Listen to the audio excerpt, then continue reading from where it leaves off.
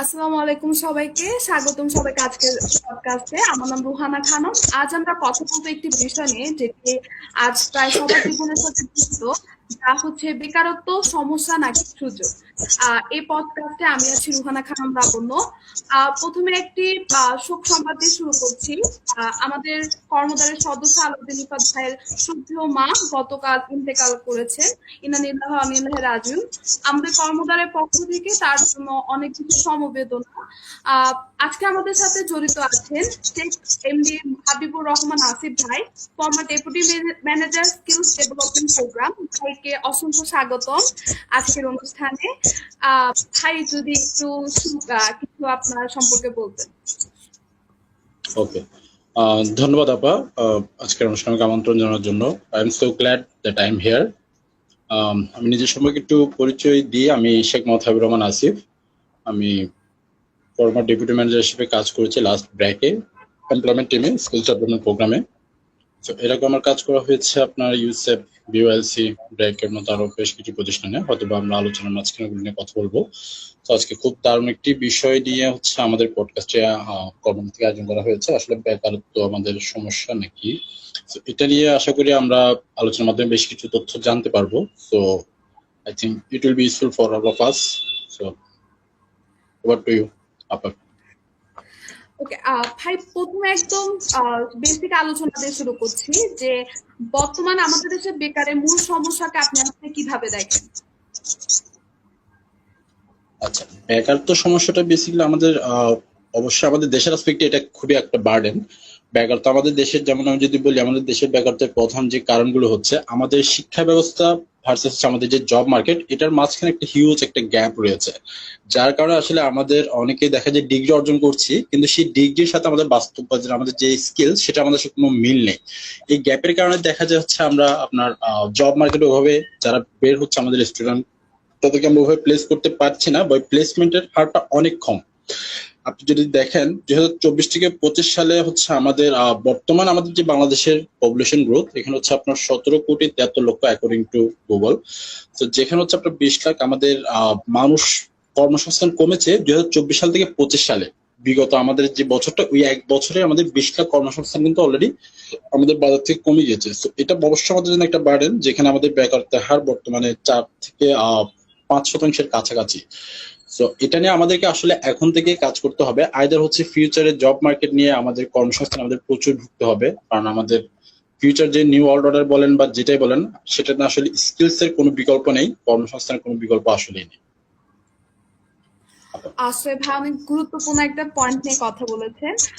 কিন্তু একটা বিষয় যে আমাদের সমাজে এখন বেকার একটা অনেক বড় একটা অপমান শব্দ হিসেবে ব্যবহার করা হয় যে যে গ্রাজুয়েশন শেষে কেউ জব পাচ্ছে না, বা সে পড়াশোনা সে এখনো কোনো চাকরি পাচ্ছে না, সেটা সরকারি চাকরি হোক বা যে কোনো কর্পোরেট চাকরি হোক না কেন। তো এটা আপনার মতে কি আমাদের অর্থনৈতিক সমস্যা নাকি একটা বড় সামাজিক সংকট হিসেবে আপনি ধরেন? আচ্ছা, খুবই দারুণ একটু প্রশ্ন করেছেন আপা। বেসিক্যালি হচ্ছে আমাদের বেকারত্ব আসলে আমি মনে করি এটা অর্থনৈতিক সমস্যা না, এটা বড় একটা সামাজিক সংকট। ঠিক আছে, আমি যদি আমাদের রিয়েল এক্সপিরিয়েন্স থেকে যদি বলি, যতদিন ধরে আমি ওয়ার্ক প্লেসের সাথে জড়িত, বা আমরা আমাদের বড় একটা সামাজিক সংকট কেন বলবো, কারণ বেকারত্ব আসলে একজন মানুষের আপনার আত্মসম্মান, আত্মবিশ্বাস এবং হচ্ছে মানসিক অবস্থাকে অনেকটা ডাউন করে ফেলে। যেখানে আমাদের সমাজে বর্তমান আসপেক্টে বেকার শব্দটা একটা হচ্ছে আপনার নেতিবাচক শব্দ। এটা আসলে একটা কার্স, একটা অভিশাপ হিসেবে আমাদের সমাজের চোখে দেখা হয়। কেউ একজন আসলে বেকার, সে কেন বেকার বা তার বেকারত্বের পিছনে কারণটা কি, তার বেকারত্ব দূর করার জন্য আসলে তার কোনো ভূমিকা আছে কিনা, বা যারা আমরা তাদেরকে আমাদের সমাজ জাজ করছে, সে সমাজের কি ভূমিকা ছিল তাকে বেকারত্ব থেকে তুলে আনার, এটা নিয়ে আসলে কারো কোনো মাথা ব্যথা নেই। যার কারণে আমি বলবো বেকার তো আসলে একটা অর্থনৈতিক সমস্যা না, এটা অবশ্যই একটা সামাজিক সংকট, সোশ্যাল ক্রাইসিস। তো এটার জন্য যেটা করতে হবে, একজন তরুণকে আসলে যেটা করতে হবে, আমাদের বর্তমানে যে ইউথ, তাদেরকে যেহেতু ভেতর থেকে হচ্ছে আমাদের এই বেকার শব্দটা দুর্বল করে দেয়। আমরা আসলে যারা ওয়ার্ক প্লেসের সাথে জড়িত, যেমন আমি 10 থেকে 12 বছর ওয়ার্ক প্লেসে কাজ করছি, আমি নিজেও কিন্তু একসময় বেকার ছিলাম। যার কারণে এটা আমাকে অনেক ফেস করতে হয়েছে। আমি নিজে আমার ঘরে যখন আমি বাড়িতে থাকতাম, আমি নিজেকে বার্ডেন মনে হতো যে মা বাবার চোখের সামনে একটা বেকার ছিল, আসলে কি পরিমাণ বোঝা বা অভিশাপ সেটা একজন যে বেকার থাকে সে হচ্ছে সবচেয়ে বেশি ফেস করতে পারে। তো যেটা করতে হবে বেসিক্যালি, আসলে আমাদেরকে এই সমস্যাতে কাটিয়ে উঠতে আমাদের হচ্ছে অবশ্যই লাগবে যেটা পজিটিভ মাইন্ডসেট। আমাদের পজিটিভ মাইন্ডসেট ছাড়া আসলে একজন বেকার এই সামাজিক সংকট থেকে কোনোভাবে কারো এটা পসিবল না। আত্মীয় স্বজনের চাপ থেকে শুরু করে পরিবারের যে চাপ দুই দিক থেকে আমরা পাই, তো আমি মনে করি এটা অবশ্যই একটা সামাজিক সংকট অর্থনৈতিক সমস্যার চেয়ে। আচ্ছা ভাই, এই কথা থেকে আরেকটা কথা আছে যে আপনি তো নিশ্চয়ই অনেকবার ইন্টারভিউ দিয়েছেন বিভিন্ন আহ, বিভিন্ন জবের জবের ইয়াতে ইন্টারভিউ দেওয়ার সুযোগ হয়েছে। তো যখন একটা গ্র্যাজুয়েট শিক্ষার্থী আপনার ইন্টারভিউ দেয়, বারবার দেখা যাচ্ছে ইন্টারভিউ পাচ্ছে না বা কোনো কারণে হচ্ছে তার জব হচ্ছে না, তার আত্মবিশ্বাসে কতটা ইম্প্যাক্ট পড়ে বলে আপনার মনে হয়? Definitely definitely I must say একজন গ্রাজুয়েট যখন সে বারবার ইন্টারভিউ দেয়, যখন সে বারবার ব্যর্থ হয়, তখন অবশ্যই তার আত্মবিশ্বাসে একটা দারুণ বিভব প্রভাব পড়ে, এবং এটা খুবই নেতিবাচক একটা প্রভাব পড়ে। ফলে অনেকে কি হয়, তখন সে নিজেকে অযোগ্য ভাবতে শুরু করে যে না আমার ধারা মানে আসলে হচ্ছে না, মানে হোয়াট এম আই মিসিং, যে আমার আসলে কোন জায়গাটা সমস্যা। আই হ্যাভ ডিগ্রি, আমি ডিগ্রি কমপ্লিট করলাম, কমপ্লিট করার পর আমি অ্যাপ্লাই করলাম, অ্যাপ্লাই করার পর আমি ইন্টারভিউ দিলাম, ইন্টারভিউ দেওয়ার পর আমি অপেক্ষা করলাম, কিন্তু আলটিমেট আমার যে এক্সপেকটেশন অনুযায়ী সে ফলাফল আমি পেলাম না। আমার কাঙ্ক্ষিত জবে আমি জয়েন করতে পারলাম না। কাঙ্ক্ষিত জবটার চেয়েও বড় বিষয় হচ্ছে অনেক সময় দেখা যায় একটা জব শুরু করা দরকার একজন ফ্রেশারের আসলে। সে তার ড্রিম জবের লাইফে যেতে তার অনেক সময় লাগবে, তো সে যে শুরু থেকে শুরু করবে তখনই তাকে অনেকবার রিজেকশন পেতে হয়। সো আমি যেটা বলবো, এই রিজেকশন ফেজটা আসলে আমাদের সবার জন্য একটা লার্নিং ফেজ। রিজেকশন আমি যখনই পাবো, যখন আমি ব্যর্থ হব, তখন আমাকে দেখতে হবে আসলে ওখানে আমার কোথায় লাইকিংস ছিল, কোন জায়গাটার জন্য আমি মিস করেছি। আমি যদি একটু সহজ বাংলায় বলি, যেমন হয়তো বা আমার রিটার্ন ভালো হয়েছে কিন্তু আমার ইন্টারভিউ ভালো হয়নি, তাহলে আমাকে ওই জায়গাটি নিয়ে আমাকে কাজ করতে হবে। হয়তো আমাদের কাছে রিটার্ন ভালো হয়নি কিন্তু ভাইভাতে খুব ভালো করলাম, তো দুইটা মিলে দেখা গেলো আমার কম্পারিজন আমি হয়তো বা সিলেক্ট হলাম না।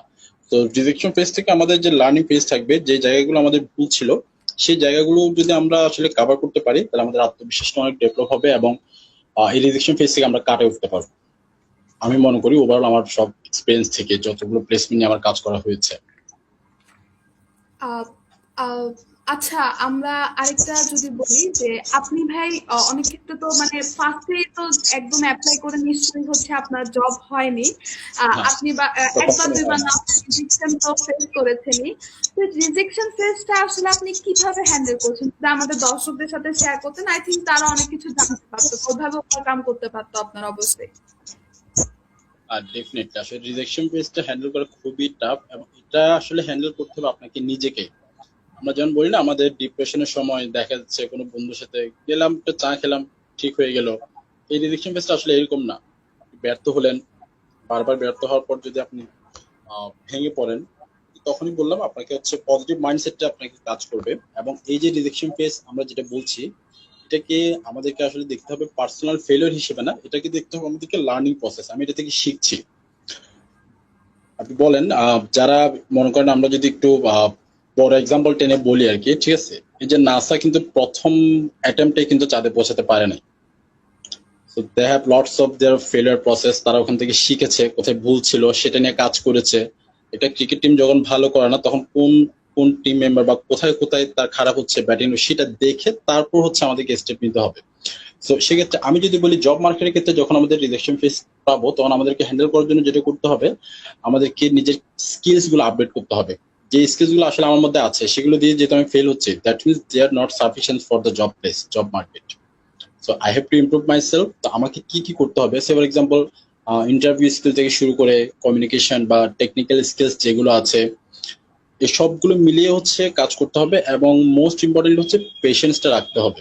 আমরা অনেকে ধৈর্যটা হারাই ফেলি, না আমার দ্বারা হবে না, চাকরি দিলাম পাই নাই। বিশেষ করে এটা অনেক জায়গায় অনেকজনকে আমি দেখেছি, যাদেরকে 2-3 জায়গায় আমরা পাঠানোর পরও যখন তারা ফেলিয়ার হয়, আমাদের অনেক লার্নিং থেকে যখন আমরা জব প্লেসমেন্টে পাঠাতাম, দেখা যাচ্ছে 5 জনকে পাঠালাম, 5 জন থেকে ওই কোম্পানিতে সিলেক্ট হয়ে গেল 3 জন, আর বাকি 2 জন হলো না। বাকি 2 জনকে অন্য একটা জায়গায় পাঠালাম, তারা সেখানেও হলো না। তারপর দেখতে পাচ্ছি আসলে তার মধ্যে সমস্যাটা কোথায়। দেখা যাচ্ছে সে ছেলে ভালো বা ক্যান্ডিডেট ভালো, তার মধ্যে কথা বলার স্কিলস সবকিছু ঠিকঠাক আছে, কিন্তু যখন সে ইন্টারভিউ বোর্ডে যায়, সেই ইন্টারভিউ বোর্ডে গিয়ে নিজেকে প্রুভই করতে পারে না যে তার মধ্যে আসলে কি আছে। সেই ইন্টারভিউ বোর্ডটা তার কাছে হয়ে যায় একটা টর্চার সেল। তাহলে সে টর্চার সেলে গিয়ে তখন সে নার্ভাস হয়ে যায়, তখন সে আসলে বুঝাতে পারে না যে তার মধ্যে যেমন তাকে যদি রিক্রুট করে, তো কোম্পানি উইল বি বেনিফিশিয়ারি, একটা উইনিং সিচুয়েশন হবে। কিন্তু ওই ছেলেটা নিজেকে প্রুভই করতে পারে না তার মধ্যে কি আছে, তো যার কারণে দেখা যাবে তার মধ্যে ওই স্কিলটা নাই। তাহলে তার মধ্যে যে কমিউনিকেশন স্কিলস এর যে গ্যাপ বা পাবলিক স্পিকিং এর যে গ্যাপ, এই জড়তাগুলো কাটানোর জন্য তখন তাকে নিয়ে আমরা কাজ করি। ঠিক আছে, তো এই ক্ষেত্রে আমি মনে করি রিজেকশন ফেজটা হ্যান্ডেল করার জন্য অবশ্যই একটা গাইডলাইন থাকা উচিত এবং পজিটিভ মাইন্ডসেট প্লাস হচ্ছে ওদেরকে পার্সোনাল ফেলিওর না দেখে এটা লার্নিং প্রসেস হিসেবে দেখা উচিত। তাহলে এটা খুব ইজিলি হ্যান্ডেল করা যাবে। I think so. I hope দর্শকরা বুঝতে পেরেছে কিভাবে যখন আমরা আসলে একবারই কখনো জবে অ্যাপ্লাই করে আসলে সাকসেস হওয়া যায় না। প্রত্যেকটা ইন্টারভিউ আমাদের জন্য আসলে আই থিঙ্ক একটা লার্নিং পয়েন্ট। আমার এই ইন্টারভিউতে এই গাফিলতি ছিল, নেক্সট ইন্টারভিউতে অবশ্যই আমি এই ভালোটা পারফরমেন্স দিতে পারবো।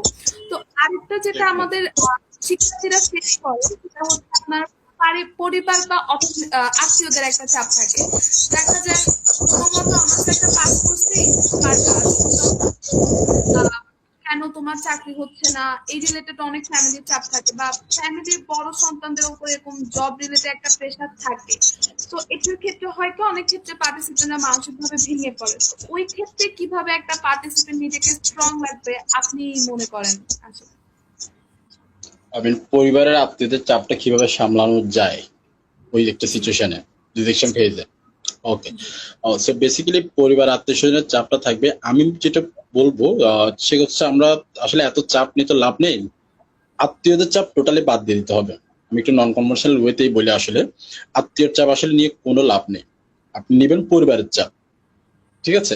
এই পরিবারের জন্য আপনি চাপ নেবেন, আত্মীয় চাপটা মাথায় টোটালি বাদ দিতে হবে, কারণ এটা খুবই একটা common scenario in our country suspect. আমি যদি বলি এই চাপ সামলানোর জন্য আসলে বেসিক্যালি যেটা করতে হবে, আমার লক্ষ্যটা পরিষ্কার থাকতে হবে। যেমন আমি গ্রাজুয়েশন কমপ্লিট করলাম, আমি ইন্টারভিউ দিচ্ছি, কিন্তু আমার ইন্টারভিউতে আমার ফলাফলটা আসতেছে না, চাকরি হচ্ছে না। তো এই জিনিসটা যে আসলে আমি ট্রাই করছি, আমি যে চেষ্টা করছি, আমি আসলে কি করতে চাই, কিভাবে করছি এবং কখন কিভাবে ওয়েতে করছি, এটা আসলে আমার পরিবারকে বোঝাতে হবে। তারা যদি বুঝতে পারে যে আসলে what I am doing, so they will support us. সে আমাকে সাপোর্ট করবে যে আমি যাতে বোঝাতে পারি যে আমি এই জিনিসটা করতে চাচ্ছি। আমি যদি জব মার্কেটের কথাই বাদ দিই, নর্মালি বলি, আপনার ফ্যামিলি থেকে তখনই আপনাকে একটা জিনিসটা সাপোর্ট করবে। আমাদের বিশেষ করে যদি আমি বলি চট্টগ্রামের আসপেক্টে যে কনজারভেটিভ ফ্যামিলিতে আমরা ছোটবেলা থেকে যেভাবে বড় হয়েছি, আপনার ফ্যামিলি আপনার সিদ্ধান্তকে ওভাবে কিন্তু দাম দেয় না। আমরা ছোটবেলা থেকে যেভাবে দেখে এসেছি, আমাদের জামা কাপড় সিলেক্ট করা থেকে শুরু করে আমি কোন স্কুলে পড়বো, আমি সায়েন্সে পড়বো না কমার্সে পড়বো, এটাও কিন্তু আমাকে ফ্যামিলি থেকে ঠিক করে দেওয়া হয়। ঠিক আছে, তো সেই জায়গা থেকে যখন হচ্ছে আপনি গ্রাজুয়েশন শেষে বা আপনি যখন রিজেকশন ফেজটা হ্যান্ডেল করার জন্য ফ্যামিলিকে বোঝাতে পারবেন দ্যাট আপনি ট্রাই করছেন, আপনি যে ট্রাই করছেন এটার ফলাফল আসবে, আজকে না হলেও কয়েকদিন পরে আসবে। এই জিনিসটা যখন আপনি বোঝাতে পারবেন তখন তারা আপনাকে অনেক সময় সাপোর্ট করবে। আর ছাড়া আপনি যেটা করতে হবে, আপনাকে ডেইলি যে প্রোগ্রেস হচ্ছে আপনার মধ্যে, আপনি সেই প্রোগ্রেসটা ফ্যামিলিকে দেখাতে হবে। সে ফর এক্সাম্পল আমরা বলি না যে ছেলে ভালো রেজাল্ট করছে, তখন যদি সে একটা আবদার করে তখন ফ্যামিলি সেটা রাখে, আর সেটা আসলে ভালো কাজ করতে চাচ্ছে সেটা যদি বোঝাতে পারে তখন ফ্যামিলি সবাই সাপোর্ট করে। ফ্যামিলিকে বোঝানোটা হচ্ছে বড় ইম্পর্টেন্ট। আত্মীয় স্বজনের কথাটা আমি বলবো সবাই মাথা থেকে বাদ দেন। আত্মীয় স্বজন আপনার আসলে আত্মীয় স্বজন নিয়ে অনেক ব্যাড এক্সপিরিয়েন্স আমি পেয়েছি আর কি। তো আত্মীয় স্বজন আপনি ব্লাড রিলেশন ছাড়া আসলে আর কারো আত্মীয় স্বজনের সাথে এই জিনিসগুলো নিয়ে চাপ নেওয়ার কিছুই নাই। So be relax. আত্মীয় স্বজন এমন যে আপনার বিয়ে শাদীতে দেখা যাবে 1300 থেকে 2000 মানুষজন আপনার বিয়েতে দাওয়াত খেতে এসেছে, কিন্তু আপনার ডেলিভারির সঙ্গে দেখবেন আপনার এক ব্যাগ রক্ত দেওয়ার জন্য আপনি কাউকে পাবেন না। So forgot about those kind of relatives, just move on. Okay, আমরা আশা করছি আমাদের অডিয়েন্স যারা শুনছেন তারা নিশ্চয়ই এরকম কোনো পরিস্থিতির মধ্যে দিয়ে গেছেন। কাইন্ডলি একটু কমেন্ট বক্সে জানাতে পারেন আপনাদের এক্সপিরিয়েন্সটা আমাদের সাথে শেয়ার করতে পারেন। আমরা কিছুক্ষণ পর হচ্ছে আমাদের অডিয়েন্সের কোয়েশ্চেন গুলো নিব। তো ভাই আরেকটা যেটা বিষয় সেটা হচ্ছে ধরেন এডুকেশন সিস্টেম নিয়ে যদি বলি, যে এখনকার শিক্ষা ব্যবস্থাটা আসলে জব মার্কেটের জন্য রেডি করে নাকি হচ্ছে শুধুমাত্র সার্টিফিকেটের জন্য হচ্ছে মূলত স্টুডেন্টরা ছুটে, বা আমাদের এডুকেশন সিস্টেমটা হচ্ছে শুধুমাত্র সার্টিফিকেটের জন্যই রেডি? আপনার কি মনে হয়? ওকে, এটা আসলে খুবই গুরুত্বপূর্ণ একটা পয়েন্ট। তবে আমি এই ক্ষেত্রে বলবো, সত্যি বলতে পুরোপুরি শিক্ষা ব্যবস্থা আমাদেরকে জব মার্কেটের জন্য তৈরি করছে না, এটা পুরোপুরি বলাটা ভুল হবে। কারণ আমাদের প্রথাগত শিক্ষা ব্যবস্থায় এমন কিছু জিনিস এখনো বর্তমানে চলছে বিভিন্ন আমি যদি একদম শুরু থেকে শুরু করি, প্রাইমারি থেকে আমাদের মাধ্যমিক, উচ্চ মাধ্যমিক, ভার্সিটি লাইফ সার্কেলের মধ্যে শিক্ষা ব্যবস্থাটা আমাদের পুরোপুরি ভাবে আমাদেরকে জব মার্কেটের সাথে অ্যালাইন করছে না। আমি একটা সহজ দারুণ একটা উদাহরণ দিয়ে বলি, আমার কথাই বলি। আমি হচ্ছে আপনার ক্লাস 5 পর্যন্ত প্রাইমারি স্কুলে পড়ি। প্রাইমারি স্কুলে পড়ার পর আহ, আমার আম্মু আবার যখন আমি জন্মগ্রহণ করি 1991 সালের দিকে একটা অনেক বড় তুফান ছিল, তখন হচ্ছে আমি মারা যাবো এরকম একটা অবস্থা ছিল আমার। তো আম্মুর ইচ্ছা ছিল আমাকে হচ্ছে আপনার মাদ্রাসায় পড়াবে। তো আমাকে ক্লাস 5 এ পর মাদ্রাসায় যেতে হয়েছে। এখন ওখানে সায়েন্স নেই, সায়েন্সের জন্য ক্লাস 8 থেকে আমাকে আবার ইনস্টিটিউশন চেঞ্জ করতে হয়েছে। কারণ আমি সায়েন্স নিয়ে কমপ্লিট করার পর এসএসসি, এরপর আমাকে এসএসসি আবার কলেজে যেতে হয়েছে। তো দেখা যাচ্ছে আমি বেশ কয়েকটা সারাউন্ডিং ঘুরে ফেলছি, কিন্তু এই জিনিসগুলোতে আমার ভিতরে কোনো স্কিল কিন্তু তখন ডেভেলপ হয় নাই। তো সায়েন্স পড়ার ক্ষেত্রে আমার একটা সাবজেক্টের প্রতি খুব ভালোবাসা জন্মায়, সেটা হচ্ছে জুলজি। আমার ইচ্ছা ছিল আমি যখনই হায়ার এডুকেশন যাবো আমি জুলজি নিয়ে পড়বো। তো যে বাবা সেই কাজ, আমার লক্ষ্য ছিল এটাই। আমাদের একটা কথা বলে নিয়ত গুণে মকসদ হাসিল হয় আমাদের। তো এটা নিয়ে আমি প্রচুর ভাবতাম, শুধুমাত্র আমাদের জুলজি টিচারের ওনার পড়ানোর স্টাইল দেখে জুলজির প্রতি আমি প্রেম করে যাই। তো আমি জুলজি নিয়ে অনার্স মাস্টার্স শেষ করি, মাস্টার্স শেষ করে আমি ফিশারিজ নিয়ে। কিন্তু আমি যখন মাস্টার শেষ করি 2016 সালে, টু বি হার্শলি ট্রু যে আমি আমার এই সেক্টরের একটা জব রিলেটেড কোনো সার্কুলার বা কোথাও আমি এখন পর্যন্ত অ্যাপ্লাই করতে পারি নাই। এবং যে কটা আমি ফিশারিজ বা জুলজি রিলেটেড সার্কুলার পেয়েছি অথবা অ্যাপ্লাই করেছি, কিন্তু ওই রিলেভেন্ট আমার কোনো এক্সপিরিয়েন্স বা কোনো অভিজ্ঞতা না থাকার কারণে কখনোই আমি ডাক পাইনি। So, আমি যে জুলজি নিয়ে অনার্স মাস্টার শেষ করেছি এটা আমার কাছে জাস্ট একটা piece of paper, nothing else. আমি হচ্ছে এখন আমার যা স্কিলস আছে বর্তমানে, আমি আমার বিভিন্ন ওয়ার্ক প্লেস থেকে আমি যে স্কিলস গুলো আমি নিজের মধ্যে গেইন করেছি, ওগুলো আমি বলবো যে এখন আমার মধ্যে এসেট।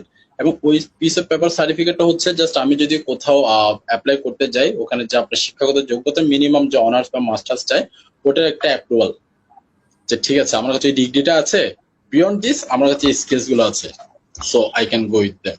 ঠিক আছে। তো সেক্ষেত্রে আমি যেটা বলবো, আমাদের দেশের শিক্ষা ব্যবস্থা অনেকাংশে টেকনিক্যাল নলেজের উপর নির্ভরশীল।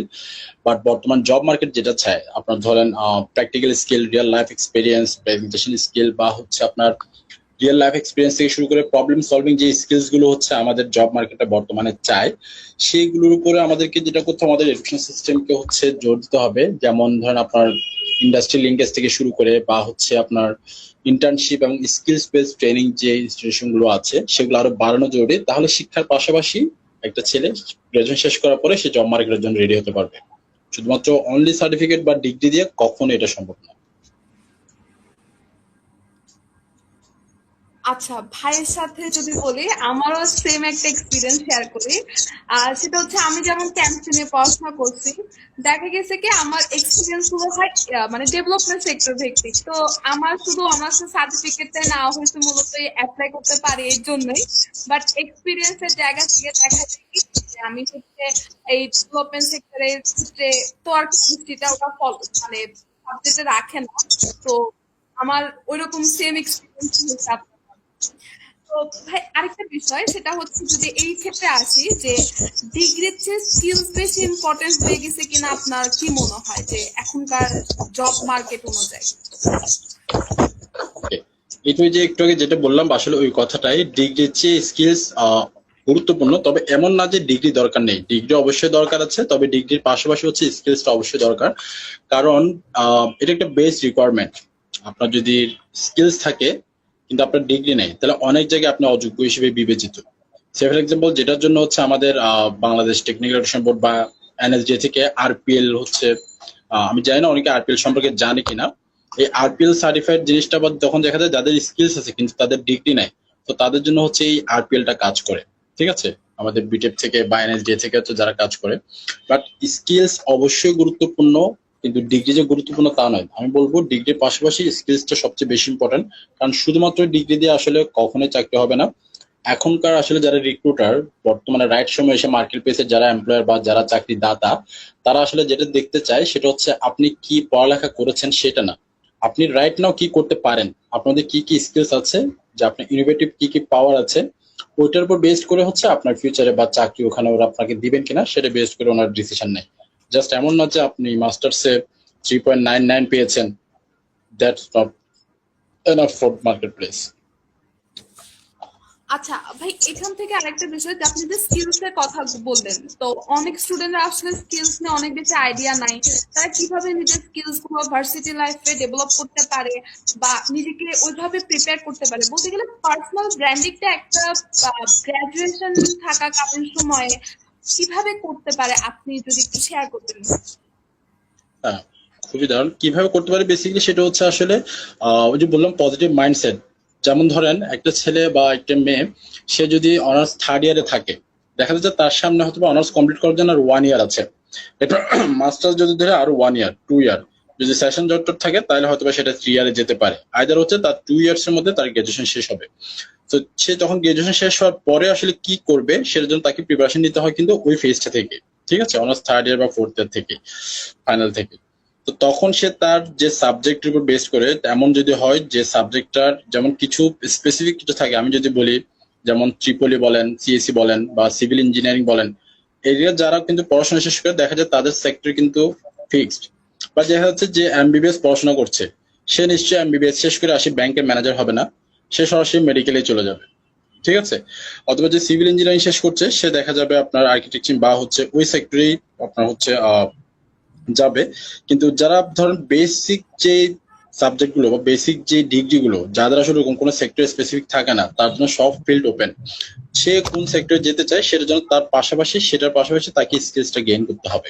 তো স্কিলসটা গেইন করার জন্য সে যখন থার্ড ইয়ার বা ফোর্থ ইয়ার যে সময়টুকু থেকে সে প্রিপারেশন ফেজটা শুরু হবে, সেই সময়টাকে যেমন আমি যদি বলি সাপোর্টিভ কিছু ওর ইয়া লাগবে। যেমন ভার্সিটিতে যদি হয় কিছু ক্লাব থাকে, ক্লাব মিটআপ বলেন বা হচ্ছে ওদের ক্লাবের ক্যারিয়ার ক্লাব থেকে শুরু করে সবকিছুতে তার এঙ্গেজমেন্টটা বাড়াতে হবে। এবং সবচেয়ে মোস্ট ইম্পর্টেন্ট থিং, তার কমিউনিকেশন স্কিলসটা ডেভেলপ করতে হবে। আর যেটা বাড়াতে হবে সেটা হচ্ছে তার নেটওয়ার্কিং। নেটওয়ার্কিং ছাড়া আসলে কিছুই হয় না। যেমন আমি যদি বলি, আমি লাস্ট আমি ব্র্যাকে যেটা ছিলাম ওটা হচ্ছে আমার লাইফের 11 নম্বর চাকরি, ঠিক আছে। আমি প্রথম চাকরি করি আমার হচ্ছে ক্যাফসি রেস্টুরেন্টে, আমি অ্যাজ এ টিম মেম্বার হিসেবে। তখন আমার বেতন ছিল 5,500 টাকা। তো ওই একটা চাকরি থেকে আমি 11টা চাকরি যে চেঞ্জ করেছি, আমি যদি বলি এই সবগুলোই হচ্ছে জাস্ট কমিউনিকেশন এবং নেটওয়ার্কিং এর মাধ্যমে। এমন না যে আমি বাসায় বসে আছি, কেউ এসে বললো যে এখানে একটা চাকরি আছে, আসেন অ্যাপ্লাই করেন।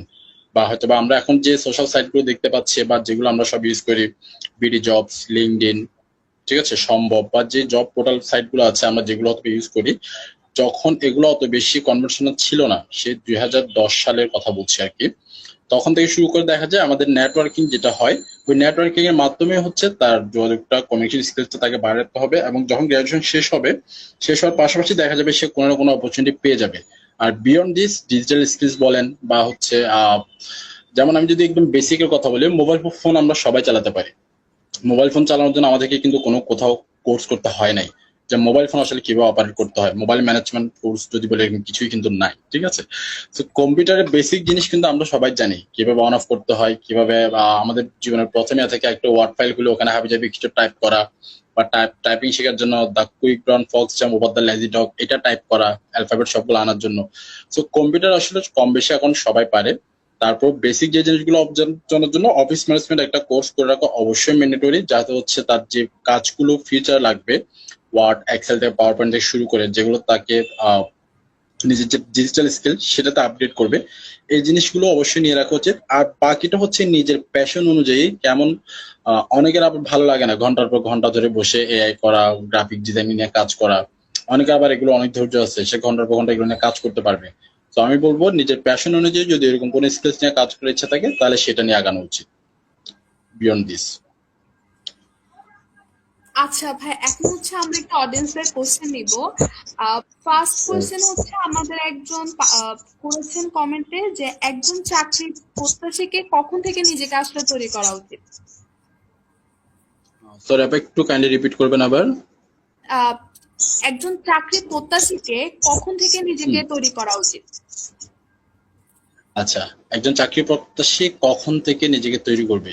একদম আমি সোজা কথা বলতে চাই, একজন চাকরি প্রত্যাশী তখন থেকে সে নিজেকে তৈরি করবে যখন থেকে সে বুঝতে পারবে যে না তার ফিউচার একটা চাকরি দরকার, তার আসলে চাকরি লাগবে, ঠিক আছে। সে যখন এটা বুঝতে পারবে তখন থেকে তার মানে প্রয়োজন শুরু করা উচিত। আর আমি যদি বলি ভার্সিটি লেভেলে, এই যে বললাম অনার্স থার্ড ইয়ার বা ফোর্থ ইয়ার, এই দুইটা টাইম হচ্ছে খুব আইডিয়াল টাইম। দেখা যায় আমরা নিজেরা কিন্তু এই সময়গুলোতে মানে অনেক সময় অপচয় করছি। যদি বা আমি হয়তো অনার্স ফার্স্ট ইয়ার থেকে আমি জব করি, আমার জীবনের প্রথম জব ছিল অনার্স ফার্স্ট ইয়ারে কেএফসি রেস্টুরেন্ট যখন জয়েন করি। এরপর থেকে অনার্স মাস্টার সবগুলো আমি জব করে করে দিয়েছি, ঠিক আছে, পড়াশোনা আমি শেষ করছি। তো দেখা যায় অনেকে জব করতে হচ্ছে না, সে ওই সাপোর্টটা পাচ্ছে, তখন সে পড়াশোনার পাশাপাশি ইজিলি যে কোনো একটা স্কিল গেইন করে নিতে পারবে। তখন থেকে তার চাকরির প্রিপারেশনটা শুরু করা উচিত। যেমন ধরুন আমি ব্যারিস্টার হই বা ম্যাজিস্ট্রেট হই বা আমি পুলিশ অফিসার হই বা আমি ব্যাংকার হই বা আমি ডেভেলপমেন্ট সেক্টরে কোনো একটা বড় পজিশনে যাই, কিছু বেসিক প্রিপারেশন সবার সেম। থিওরিক্যাল যেগুলো আছে সেগুলো হয়তো ডিফারেন্ট হতে পারে, বাট বেসিক যে হচ্ছে আপনার প্রিপারেশনটা দরকার, একদম কমিউনিকেশন স্কিল থেকে শুরু করে পাবলিক স্পিকিং, ঠিক আছে, তারপর ধরুন problem solving skill, digital skill, এই জিনিসগুলো নিজের মধ্যে অনার্স থার্ড ইয়ার বা ফোর্থ ইয়ার থেকেই আমার মতে গেইন করে নেওয়া উচিত। তাহলে সে গ্রাজুয়েশন শেষ হওয়ার সাথে সাথে নিজেকে আর ফ্রেশার আসলে বলার তখন সুযোগ থাকবে না, সে নিজেকে স্কিলস একজন পার্সন বলতে পারবে। আচ্ছা ভাই, আরেকজন কোয়েশ্চেন করেছেন একটু, আজকাল লিঙ্ক ছাড়া কোনো চাকরি পাওয়া যায় না, ডিগ্রি স্কিলস থেকেও হয় না জব, সেক্ষেত্রে সমাধান কি? বুঝলি, লিঙ্ক ছাড়া চাকরি পাওয়া যায় না নাকি লিঙ্কডইন ছাড়া, কোনটা বলেছেন? লিঙ্ক ছাড়া, আসলে লিঙ্ক ছাড়া আজকাল চাকরি পাওয়া যায় না, তো সেক্ষেত্রে স্কিলস থাকলেও চাকরি পাওয়ার ক্ষেত্রে কি সলিউশন আসলে আপনি সাজেস্ট করবেন? আচ্ছা, লিঙ্ক ছাড়া চাকরি পাওয়া যায় না।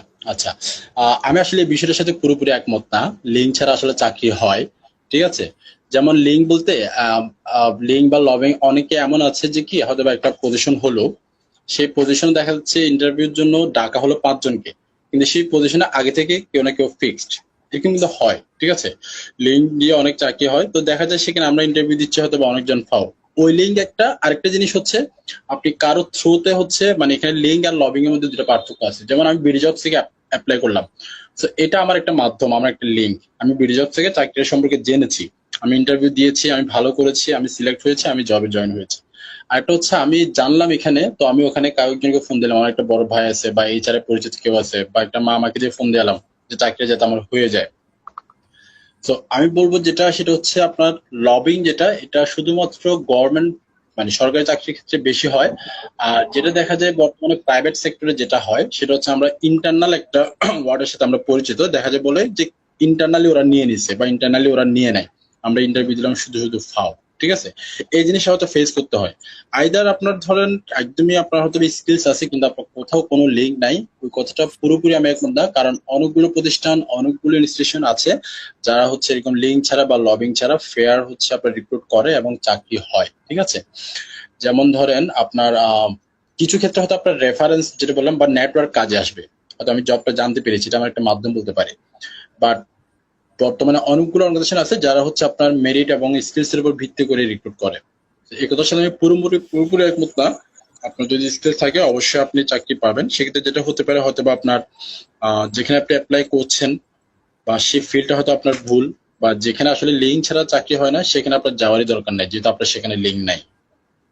একদম সোজা কথা উত্তর। আপনার যদি লিঙ্ক থাকে, আপনি যদি কোনো মাধ্যম থাকে, হয়তো সেই রেফারেন্সটা ইউজ করতে পারেন, নেটওয়ার্ক ইউজ করতে পারেন, যদি আপনার স্কিলস থাকে তাহলে আপনার চাকরি অবশ্যই হবে। আমি শুধু এটুকুই বলবো আপনাকে। ধন্যবাদ আপা। আচ্ছা, আরেকটা কোশ্চেন, সেটা হচ্ছে একজন ফ্রেশার যখন জব খুঁজতে যায় বেশিরভাগ ক্ষেত্রে তার 3 থেকে 4 বছর বা 5 বছর এক্সপিরিয়েন্স চায়, তো সেক্ষেত্রে সে কি করবে একজন ফ্রেশার? আচ্ছা, ফ্রেশার আসলে যেটা হয়, ফ্রেশার যখন চাকরি করতে যায় তাকে নিজেকে ফ্রেশার আসলে রাখা যাবে না। ফ্রেশার অনেকের জায়গাতে বলে না যে ফ্রেশার্স ক্যান অলসো অ্যাপ্লাই, বা ফ্রেশার অ্যাপ্লাই করতে পারবে, কিন্তু দেখা যাচ্ছে ওই ফ্রেশার যে ইন্টারভিউ দিচ্ছে, ওই ফ্রেশারের ওই ইন্টারভিউ বোর্ডে বা ওই ইন্টারভিউটাতে দেখা যাচ্ছে সে একজন ফ্রেশার দিচ্ছে, কিন্তু বাকি 10 জন তার চেয়ে হাইলি কোয়ালিফাইড এবং হাইলি এক্সপিরিয়েন্স লোক ওখানে আছে। সো ফ্রেশার আসলে নিজেকে কখনো রাখা যাবে না। ফ্রেশারের পাশাপাশি যেটা করতে হবে, আপনার রিলেভেন্ট আপনাকে স্কিলস ক্রিয়েট করতে হবে বা রিলেভেন্ট এক্সপিরিয়েন্স আপনার কি কি আছে সেগুলো হচ্ছে আপনাকে কানেক্ট করতে হবে। সে ফর এক্সাম্পল আপনি গ্রাজুয়েশন কমপ্লিট করেছেন, আপনি একটা জবের জন্য অ্যাপ্লাই করেছেন, সেই জবে হয়তোবা দেখা গেল, আমি যদি বলি হয়তোবা সেলস মার্কেটিং একটা জব হতে পারে। আপনি তাহলে কি যেটা করতে হবে, আপনার ডিগ্রির পাশাপাশি আপনার ওই স্কিলসটা আছে কিনা। সেলস মার্কেটিং মধ্যে আমরা কি বুঝি, মানুষের সাথে কানেক্ট হওয়া, মানুষকে কনভিন্স করা। আপনি হয়তো বা মানুষকে কনভিন্স করা বা এরকম সরাসরি কোনো জবে ছিলেন না, বাট আপনি এরকম কোনোটা কাজ করেছেন যেটার সাথে আপনার পিপলের হচ্ছে এঙ্গেজমেন্ট ছিল, আপনার প্রচুর পরিমাণে কোঅর্ডিনেশন ছিল। এরকম যদি আপনার কোনো এক্সপিরিয়েন্স বা হচ্ছে, যেমন আমি যদি বলি ভার্সিটি লাইফে বা আমরা যখন এলাকায় বিভিন্ন ক্লাবের সাথে সংযুক্ত থাকি বা কোনো হচ্ছে সংগঠনের সাথে আমি কাজ করে থাকি, দেখা গেল পড়াশোনার বাইরেও এলাকার মধ্যে কিছু দেখা যায় উন্নয়নমূলক বা হচ্ছে কিছু সামাজিক সংগঠন থাকে, সেই সংগঠনের সাথে আপনার কোনো অ্যাক্টিভিটি ছিল কিনা। এরকম যদি কোনো এক্সপিরিয়েন্স বা কিছু থাকে সেটাকে আপনি সরাসরি নিয়ে আসবেন। তখন আপনি আর নিজেকে ফ্রেশার বলতে পারবেন না, কারণ আপনি যে পজিশনটার জন্য ইন্টারভিউ দিতে যাচ্ছেন সেটা সম্পর্কে ভালো করে স্টাডি করবেন। স্টাডি করে আপনি যেহেতু ফ্রেশার, তো ওই জবটার সাথে জব ডিসক্রিপশন আসলে কি কি চেয়েছে, জব রেসপন্সিবিলিটি কি কি চেয়েছে, সেই অনুযায়ী আপনি আপনার অতীতকালে বন্ধুদের আড্ডা থেকে শুরু করে, বন্ধুকে অ্যাম্বুলেন্সে করে বাস মানে হসপিটালে নিয়ে গেছেন শুরু করে, যত ধরনের অ্যাক্টিভিটিস আছে সবগুলো আপনি মিলাবেন। সবগুলো মিলে আপনি বলতে পারবেন যে আমি ব্লাড ক্যাম্পেইন করেছি, আমি রেড ক্রিসেন্টে ছিলাম, আমি লায়ন্সে ছিলাম, আমি রোটারিতে ছিলাম, বা আমি এই স্কাউট করেছি, বিএনসিসি করেছি, এটার সাথে আমার এই রিলিভেন্টটা কানেক্ট করে, সো আমি জিনিসটা পারবো। ঠিক আছে, আমি একটা এক্সাম্পল দিই। আমি একটা ইন্টারভিউতে আমাকে বলা হয়েছিল যে আপনার জবটা যদি এরকম বান্দরবনে হয়, আপনাকে প্রচুর হাঁটতে হবে, আপনি কি হাঁটতে পারবেন? আমি তখন বললাম যে হ্যাঁ অবশ্যই পারবো। বলে আপনার তো হাঁটাহাঁটির কোনো জব দেখলাম না, কারণ এর আগে যত জব ছিল আপনার সবগুলো ডেস্ক জব করেছে। তখন আমি বললাম যে হ্যাঁ আমি প্রচুর পারবো, কারণ আমরা ফ্রেন্ডসরা প্রচুর ট্যুর দিই, আমরা প্রচুর ট্রেকিং এ যাই, ওখানে আমাদেরকে ঘন্টার পর ঘন্টা পাহাড়ে হাঁটতে হয়, হেঁটে হেঁটে উঠতে হয়। তো হাঁটা নিয়ে আমার কোনো ধরনের সমস্যা নেই। উনি এটাতে খুব মানে ইমপ্রেস হয়েছিলেন। তো এই জন্য আপনার লাইফের যতগুলো ইভেন্ট থাকবে সেগুলো আপনি কানেক্ট করবেন, তাহলে আপনি নিজেকে আর প্রেশার বলতে পারবেন।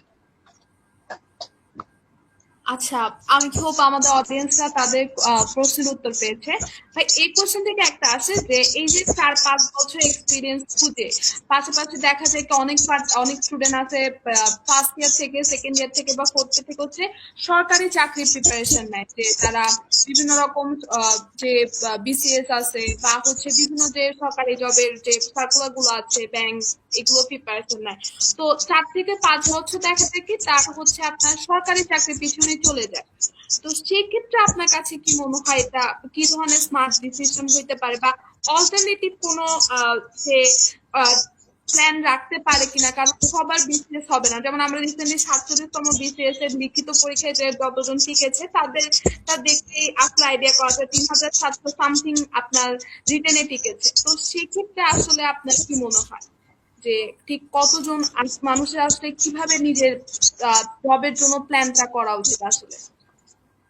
আচ্ছা, খুবই ভালো একটি প্রশ্ন। সরকারি চাকরি, যেটা আমাদের দেশে আসলে সোনার হরিণ, ঠিক আছে, সেই সোনার হরিণের পিছনে সবাই ছুটে, কেউ না কেউ ছুটে। আমি নিজে একসময় অনেক ছুটোছুটি করেছি, কিন্তু আলটিমেট কোনো লাভ হয় নাই। তো সরকারি চাকরি আসলে আমি যেটা বলবো, শুধু একটা অপশন ধরে রাখা উচিত না। সরকারি চাকরিতে যারা হচ্ছে প্রিপারেশন নিচ্ছে বা অ্যাপ্লাই করছে, কেউ ডিনাই করা উচিত না। আপনি যদি মনে করেন আপনি capable, so you can make it, আপনি অ্যাপ্লাই করতে থাকেন, আপনি প্রিপারেশন নিতে থাকেন। ঠিক আছে, সরকারি চাকরি ভালো, কিন্তু সেখানে কম্পিটিশন অনেক বেশি এবং সিটও দেখা যায় কিন্তু অনেক সীমিত। আমরা প্রতিবারই দেখি বিসিএস এর কথা যেটা বললেন, আমাদের প্রতিটা সিটের বিপরীতে দেখা যায় আমার হচ্ছে একটা সিট, একটার বিপরীতে আমার হচ্ছে কম্পিটিশনে দাঁড়াচ্ছে 2 থেকে 3 হাজার মানুষ। তো ওই 2 থেকে 3 হাজার মানুষের মধ্যে একজন ওখানে হচ্ছে চান্স পাবে এই একটা সিটে, তাহলে বাকিরা আসলে কোথায় যাবে?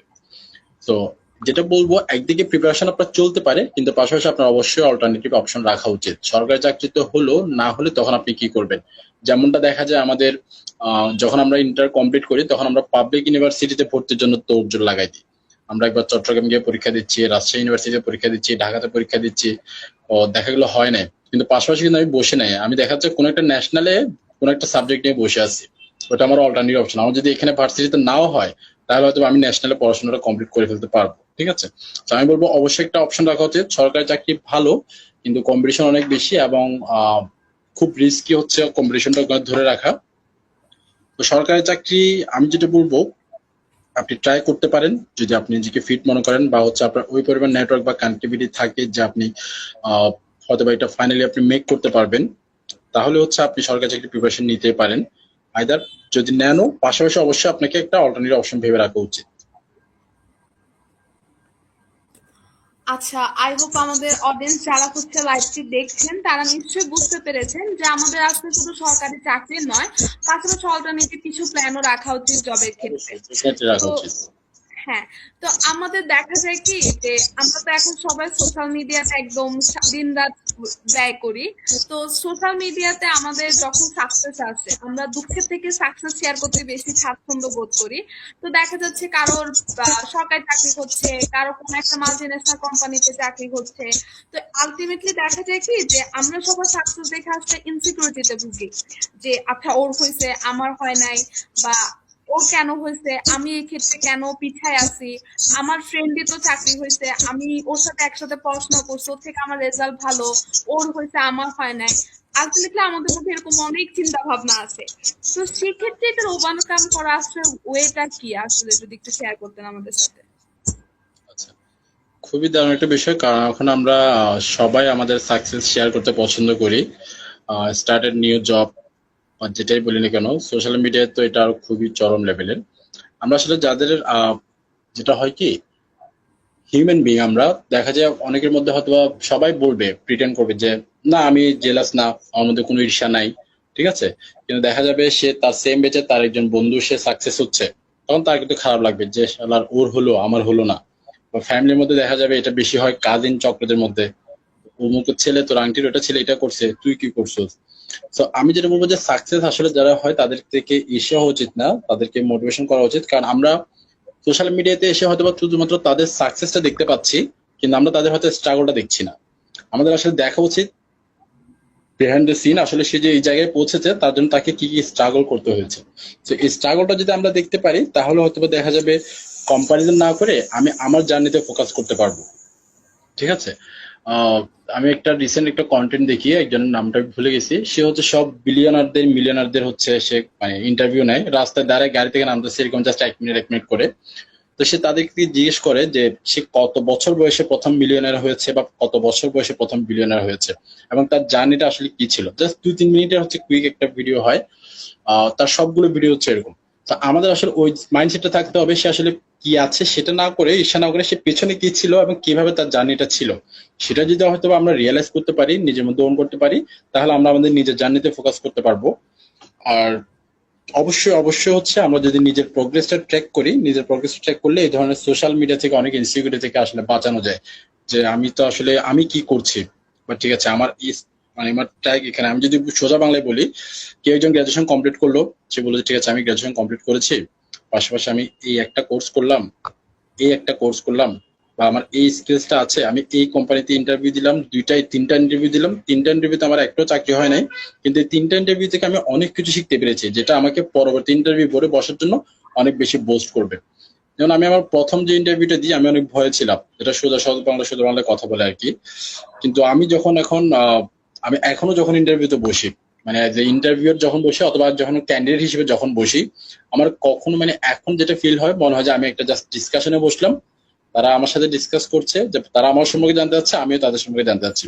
ওরকম একটা ডিসকাশন হিসেবে যদি আমরা দেখি তাহলে হচ্ছে ওই প্রেশারটা অনেক কমে আসবে।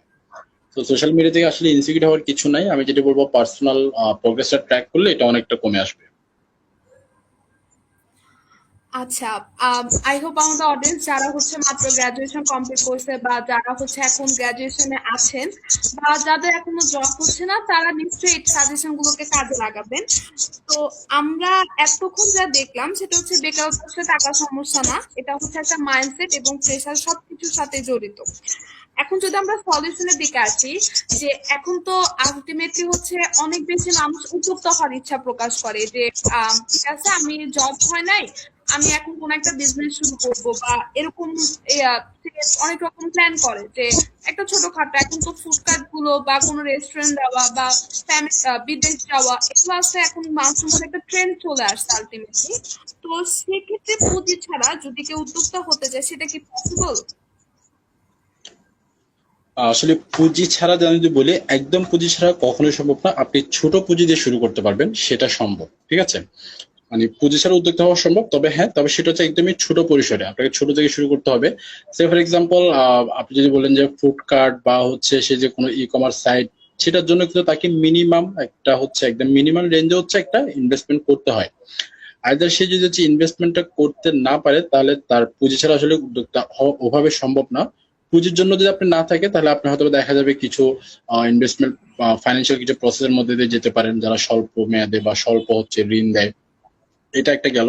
এর বাইরে হচ্ছে আপনি যেটা করতে পারেন, সে ফর এক্সাম্পল আপনি অনেক এখন যেটা দেখা যায় ডিজিটাল প্ল্যাটফর্মের কারণে অনেক কম খরচে হচ্ছে অনেক বিজনেস শুরু করা যায়। যেমন ধরেন বিভিন্ন অনলাইন সার্ভিসিং হতে পারে, ফ্রিল্যান্সিং হতে পারে, কিছু ছোট ছোট ই কমার্স আছে, যেমন কিছু স্টার্ট আপ হতে পারে। আমরা যদি দেখি আমাদের যে স্টার্টআপ হাইটেক পার্ক আছে, ওখানে অনেকগুলো স্টার্টআপ আছে যারা কিন্তু খুবই ছোট থেকে শুরু করেছে, এবং রাইট নাও রিসেন্টলি কিছুদিন আগে একটা ওদের প্রোগ্রাম ছিল, ইনোগ্রেশন প্রোগ্রাম ছিল। আমার একটা ছোট ভাই প্লাস ফ্রেন্ড, ওরা হচ্ছে একটা অ্যাপস নিয়ে কাজ করছে। তো একটা অ্যাপস আপনি আসলে বানাচ্ছেন, আপনাদের সেই স্কিলটা আছে, সেটা দিয়ে পুঁজি করে আপনি একটা এন্টারপ্রেনার হচ্ছেন। তারা হচ্ছে দেখা যায় স্কুলের বিভিন্ন অ্যাটেন্ডেন্স থেকে শুরু করে যে স্কুলের স্টুডেন্টদের যত ধরনের ট্র্যাকিং প্রসেস আছে, তারা ওই একটা অ্যাপস এর মধ্যে সেটা নিয়ে আসছে, এবং তারা খুবই ভালো করছে। তো আশা করি সামনেও ভালো করবে। তো এই জন্য যদি ইনোভেটিভ কোনো আপনার ডিজিটাল স্কিলস থাকে, সেই ডিজিটাল প্ল্যাটফর্মের কারণে আপনি চাইলে খুব স্বল্প পরিসরে চাইলে উদ্যোক্তা হওয়া যাবে বা বিজনেস শুরু করা যাবে। আচ্ছা ভাই, এটার সাথে যদি অ্যাড করি, এখন তো ধরেন ওই গ্রাফিক্স ডিজাইন বা হচ্ছে ডিজিটাল মার্কেটিং কোর্স ইয়াগুলোর মাধ্যমে অনেক বেশি আয় করা যাচ্ছে বাসায় বসে। তো এটাও কি আসলে একটা মানুষের আলটিমেটলি বেকারত্ব দূরের জন্য একটা সলিউশন হতে পারে কিনা, যদি একটু সাজেস্ট করতে। হ্যাঁ, আমি বলবো ডেফিনেটলি এটা অবশ্যই একটা সলিউশন হতে পারে। তবে সেক্ষেত্রে যেটা করতে হবে, যেহেতু যেমন ধরেন আপনার ফ্রিল্যান্সিং থেকে শুরু করে এগুলো কিন্তু আপনার একসময় ছিল শর্ট টার্ম কেরিয়ার। অনেকে এটা বলতো, যেটাকে রিমোট জব বলতো, অনেকে অনেকে বলতো যে কি সে জাস্ট অনলাইনে কাজ করে, বা ফ্রিল্যান্সার বলে। গ্রাফিক ডিজাইন শিখলেও ফ্রিল্যান্সার, ডিজিটাল মার্কেটিং শিখলেও ফ্রিল্যান্সার, সে কম্পিউটার নিয়ে বাসায় বসে রাতে কাজ করলেও সে ফ্রিল্যান্সার। ঠিক আছে? তো ফ্রিল্যান্সিং এর সংজ্ঞাটা অনেকটা আসলে পাল্টে গেছিল আর কি। তো এটা অবশ্যই একটা লং টার্ম ক্যারিয়ার হতে পারে, তবে সেক্ষেত্রে তাকে জানতে হবে, যেটা অলওয়েজ কন্টিনিউ করতে হবে, সেটা হচ্ছে তার মার্কেট প্লেস সম্পর্কে তার জানা, তার ক্লায়েন্ট ম্যানেজমেন্ট সম্পর্কে জানা। এই জিনিসগুলো যদি সে অবশ্যই মেনটেন করতে পারে, কারণ তাহলেই সেটা হচ্ছে ফিউচার প্ল্যান এবং লং টার্ম হিসেবে করতে পারে। কারণ অনেক ফ্রিল্যান্সার অনেকজনকে আমি দেখেছি যারা কিন্তু মাঝপথে ছেড়ে দিতে বাধ্য হয়েছে। আমার ফ্যামিলি তো একজন আছে যারা শিখেছে, অথবা দেখা যায় প্রথম খুব এক্সাইটেড ছিল, আমাকে কিন্তু বললো যে ভাইয়া $20 ইনকাম হয়েছে, খুবই ভালো, খুবই খুশি, সেলিব্রেশন একটা মোডে আছে। কিন্তু পরে দেখা যাচ্ছে ওইটা নিয়ে আর বেশি দিন সাস্টেন করতে পারে না, যেহেতু সেটাতে প্যাশন ছিল না, ধরে রাখতে পারে না। তো ওই জিনিস হচ্ছে মোস্ট ইম্পর্টেন্ট। যদি আপনি ধরে রাখতে পারেন, কন্টিনিউ করতে পারেন, দেন গো আহেড। আচ্ছা ভাই, এখান থেকে আরেকটা কোশ্চেন, যে মানে একদম কমপ্লিটলি জিরো থেকে শুরু করে কি আসলে রিয়েল লাইফ হিরো হওয়া যায় কিনা? ধরেন কেউ অনেক বছর একটা গ্যাপ পড়ে গেছে জব ক্ষেত্রে, বা অনেকে হচ্ছে জবে চলে গেছে। তো এখন আলটিমেটলি সে আবার তো জিরোতে এসে দাঁড়ায় যায় যখন তার জব চলে যায় বা কোনো আর্নিং সোর্স থাকে না। তো এই একদম জিরো লেভেল থেকে কেউ রিয়েল লাইফ হিরো হইতে পারে কিনা, যদি এরকম কোনো এক্সপিরিয়েন্স থাকে আমাদের সাথে যদি একটু শেয়ার করতেন। জিরো থেকে আসলেই হচ্ছে আপনার হিরো হওয়া যায়, বা হচ্ছে জিরো থেকে শুরু করা যায়। তবে সেক্ষেত্রে একটা কথা আসলে চলে আসে আর কি, জিরো থেকে যদি আপনি শুরু করতে চান, তাহলে প্রথমেই আপনার যেটা হচ্ছে পিলার হবে, আপনার খুঁটি হবে, সেটা হচ্ছে আপনার স্কিলস। আপনার হয়তো বা জব নেই, আপনি বেকার, কোনো আর্নিং সোর্স আপনার নেই, কিন্তু আপনার মধ্যে আসলে স্কিলস কি আছে, সেটা আপনি কতটুকু শান দিয়ে রাখতে পেরেছেন, সেটা হচ্ছে বড় বিষয়। ঠিক আছে? একজন মিউজিশিয়ান সে যদি অনেক টাইম একটা লং টাইম ব্রেক দেয়, দেখা যায় কিন্তু সে আর আগের মতো পারফর্ম করতে পারে না। বোথ এন্ড থেকে যখন কোনো অ্যাথলেট বা সে কিন্তু আগের মতো পারফর্ম করতে পারে না যদি মাঝখানে কোনো একটা লং ব্রেক দেয়। যেটা করতে হবে, আপনার যে স্কিলসটা আছে সেটা আপনি কন্টিনিউয়াসলি প্র্যাকটিস করেছেন কিনা, বা সেই স্কিলস আপনি কতটুকু নিজের মধ্যে অ্যাডাপ্ট করে ধরে রাখতে পেরেছেন, সেটা হচ্ছে বড় বিষয়। সেই স্কিলসটা দিয়ে হচ্ছে আপনাকে ছোট ছোট করে শুরু করতে হবে। ধীরে ধীরে যখন আপনার সেই এক্সপিরিয়েন্স এবং নেটওয়ার্কটা আবার আগের মতো হচ্ছে স্ট্রং হবে, তখন আপনি গিয়ে সেই সাফল্যটা পাবেন। তবে জিরো থেকে বলতে আপনাকে অবশ্যই অবশ্যই আপনার যে স্কিলসটা আছে সেটার উপর ফোকাস করে শুরু করতে হবে, তাহলে হচ্ছে আপনি আগাতে পারবেন। আপনার স্কিলস কি আছে সেটাকে হচ্ছে আপনাকে প্রায়োরিটি দিতে হবে। আমি যদি একটা এক্সাম্পল বলি, আহ, একটু শেষ করি। আমার একজন হচ্ছে কলিগ ছিল, আমার ফ্রেন্ড ছিল, বেস্ট ফ্রেন্ড ছিল আর কি, ওয়ান্স আপন।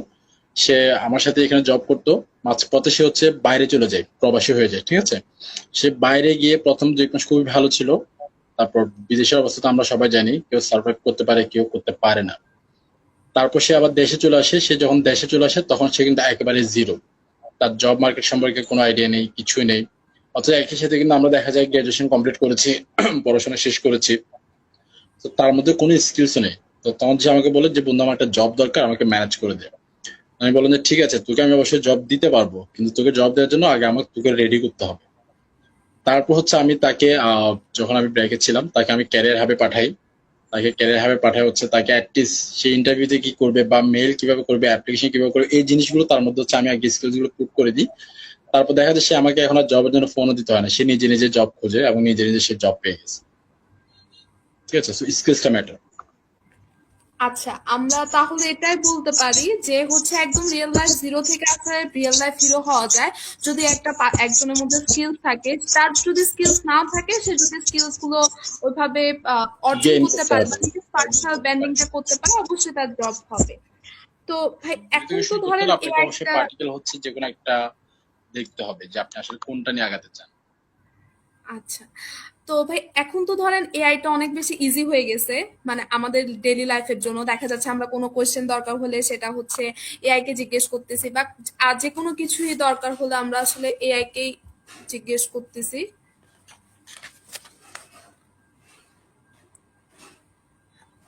আই থিঙ্ক ভাইয়ের একটু নেটওয়ার্কের সমস্যা হয়েছে। আমরা এখন যে এতক্ষণ যে আমরা সেশনটা করলাম, মানে এতক্ষণ যদি আমাদের পডকাস্ট আমরা দেখি ভালোভাবে, তাহলে আমরা দেখতে পারতেছি যে হচ্ছে একটা বেকারত্বটা আসলে আমাদের ডেইলি লাইফের জন্য কোনো সমস্যা না, যদি এটাকে আমরা সমস্যা হিসেবে না নিই।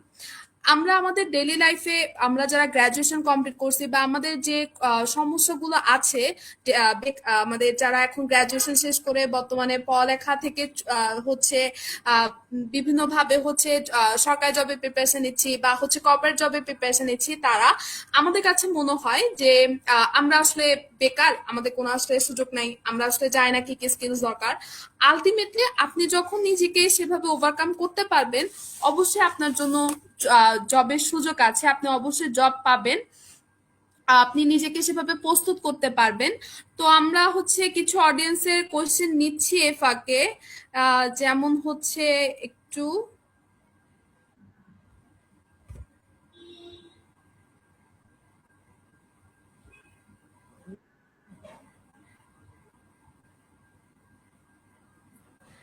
ওকে আমরা একটু অডিয়েন্সের কোয়েশ্চেন নিচ্ছি। যে একজন কোয়েশ্চেন করেছেন,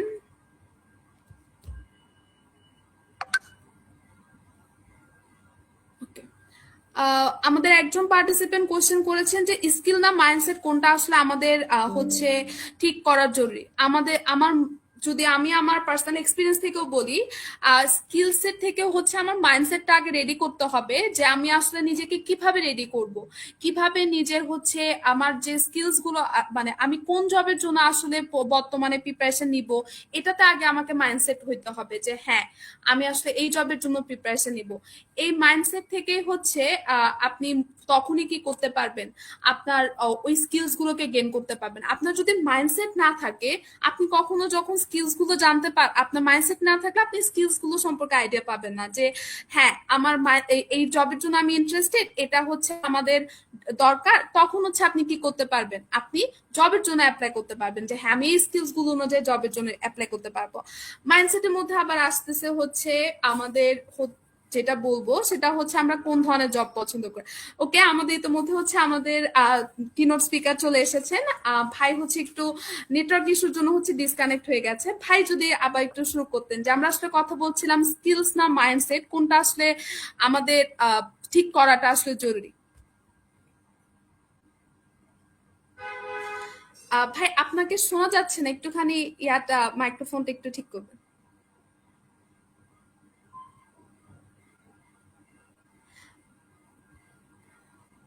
আপনি শুনতে ভাই পাচ্ছেন এখন? ভাই এখন শুনতে পাচ্ছি। ওকে, সরি, নেটওয়ার্ক ইস্যুর কারণে আসলে আমি নিজেই ডিসকানেক্ট হয়ে যাই, এর জন্য দুঃখিত। তো আসলে আমরা যেটা নিয়ে কথা বলছিলাম স্কিলস না মাইন্ডসেট, আমি বলবো দুইটা আসলে একসাথেই ওতপ্রোতভাবে জড়িত। আপনার স্কিলস আছে প্রচুর, কিন্তু হচ্ছে আপনার মাইন্ডসেট নাই যে আমি আসলে কি করব বা কেন করব। অথবা আপনার মাইন্ডসেট আছে কিন্তু আপনার স্কিলস নাই, আমি এটা করব ওটা করব, কিন্তু কেন করব মানে কি করব সেটা আমি আসলে জানি না।